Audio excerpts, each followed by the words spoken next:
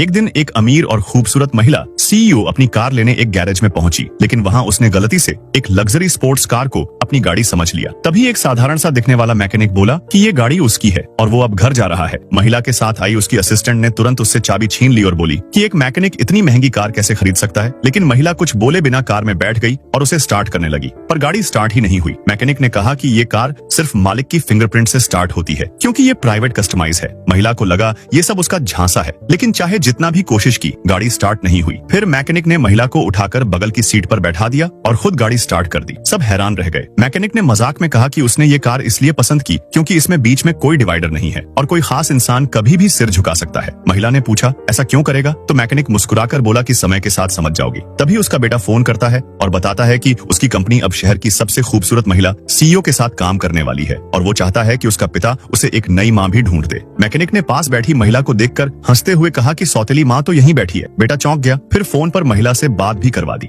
महिला थोड़ी परेशान हो गई कि अचानक वो किसी की माँ बन गई। फिर मैकेनिक को पता चला कि महिला की कंपनी को पैसों की जरूरत है। उसने तुरंत फोन उठाया और अपनी टीम को कहा कि इस कंपनी में 100 करोड़ रुपए का निवेश कर दो। असिस्टेंट को यकीन नहीं हुआ और उसे मजाक समझा, लेकिन कुछ ही सेकंड में बैंक का मैसेज आया कि पैसे ट्रांसफर हो चुके हैं। अब असिस्टेंट चुप और महिला पूरी तरह हैरान। महिला बोली कि अब तो मुझे आपकी पर्सनल सेक्रेटरी बनना ही पड़ेगा। मैकेनिक बोला आज पार्टी में बस मेरी गर्लफ्रेंड बनकर चलो। महिला मान गई। पार्टी में पहुंचे तो कुछ अमीर लड़कों ने उसके कपड़े देखकर उसका मजाक उड़ाया और कहा कि लगता है अभी किसी गाड़ी की सर्विस करके आया है। बेटा भी शर्मिंदा हो गया और बोला पापा आप यहाँ से चले जाओ वरना मेरी इज्जत खराब हो जाएगी। लेकिन मैकेनिक ने कहा कि जिससे डील होने वाली है यानी जियांग जोंग, वो उसी की गाड़ी में आए हैं। सब चौंक गए, लेकिन वहां मौजूद किसी को भी उस आदमी की बातों पर यकीन नहीं हो रहा था। असल में ये पार्टी उसी के बेटे की कंपनी में हो रही थी और जिस महिला को सब मैडम सीईओ कह रहे थे वो उसी वक्त ऊपर वाले ऑफिस में बैठी थी। तभी बिना किसी से कुछ कहे वो मैकेनिक चुपचाप ऊपर ऑफिस की ओर चल पड़ा। जैसे ही महिला ने उसे देखा, उसने मुस्कुराकर उसे अपने चेयर पर बैठाया और खुद ही उसकी पीठ और कंधों की मालिश करने लगी, जैसे वो कोई अजनबी नहीं, बहुत खास हो। तभी उसका बेटा और बेटे का दोस्त भी ऊपर ऑफिस में आ पहुंचे। जैसे ही उन्होंने अपने पिता को ऐसे देखा